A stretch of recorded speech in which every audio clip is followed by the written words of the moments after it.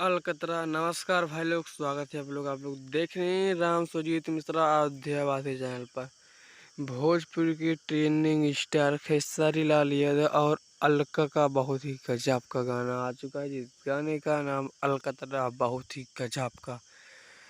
चलो करते हैं यार वीडियो को स्टार्ट। वीडियो स्टार्ट करने के बाद छोटा सा रिक्वेस्ट है, अभी तक हमारे चैनल को सब्सक्राइब नहीं किया तो हमारे चैनल को सब्सक्राइब कर ले। भोजपुरी से जुड़ी न्यूज देखने के लिए सिंगर खेसारी लाल यादव का एक गाना आ चुका है, वो कब रिलीज होगा वीडियो में पूरी जानकारी दूंगा। वीडियो को इसकी मत करिएगा, तभी आप लोग पूरा वीडियो को समझ पाइएगा।